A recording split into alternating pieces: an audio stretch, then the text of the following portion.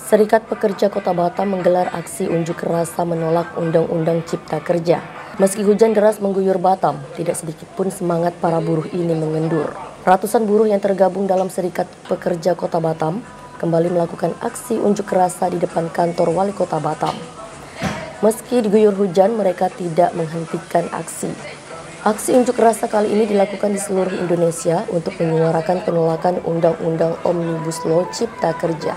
Ketua FSPMI Kota Batam Yapet Ramon menyampaikan hari ini merupakan sidang terakhir Undang-Undang Cipta Kerja yang harus ditolak oleh para buruh.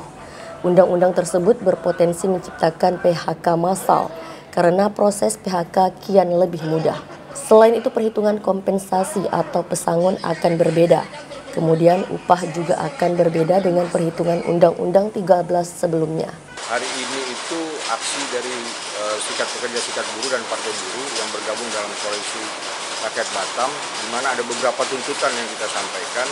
Yang pertama, hari ini juga itu tanggal 8 Juli, Senin 8 Juli itu sidang terakhir terkait dengan Undang-Undang Cipta Kerja, uji materi Undang-Undang Cipta Kerja, yang mana yang akan hadir sebagai saksi ahli dari pemohon adalah Presiden Partai Buruh Bung Said Iqbal.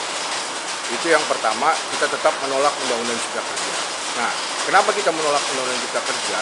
Khusus untuk klaster ketenagakerjaan. Yang pertama itu ada hubungan kerja.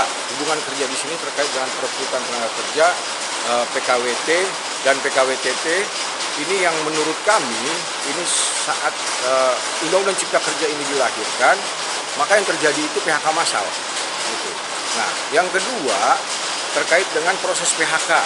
Proses PHK ini dengan Cipta Kerja ini justru dipermudah proses PHK ini. Dengan alasan mendesak, pengusaha itu bisa mem-PHK pekerja. Lalu perhitungan kompensasi atau pesangon di Undang-Undang Cipta Kerja ini sangat berbeda dengan Undang-Undang 13 sebelumnya. Itu yang dalam Undang-Undang Cipta Kerja. Lalu yang berikutnya terkait dengan upah. Nah, upah di Undang-Undang Cipta Kerja itu ditentukan oleh pertumbuhan ekonomi atau inflasi dikali indeks alfa. Nah, sekarang kalau kita kembalikan kepada Undang-Undang 13 itu ada 64 item kebutuhan hidup layak yang di dalamnya ada listrik. Nah, gitu kan. Nah, ini kemarin kita di akhir tahun baru naik parkir 100%. Terus naik gas sampai 30% dari 18 jadi 21.000. Baru lagi PPh 21 ya yang awal Januari 2024. Baru kemarin Tapera yang kita tolak itu ada 2,5% dari kita, lalu 0,5% dari pengusaha itu kita tolak.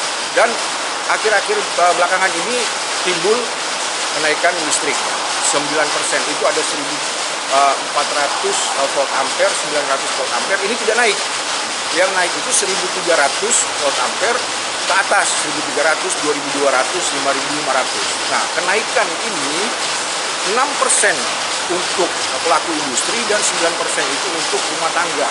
Nah, kita ada rata-rata di Batam ini di 2.200 volt ampere. Tidak hanya itu, para pengunjuk rasa ini juga menyoroti persoalan kenaikan harga sembako, perencanaan Tapera, dan kenaikan tarif listrik oleh pemerintah. Wina TV Kepri dari Batam mengabarkan.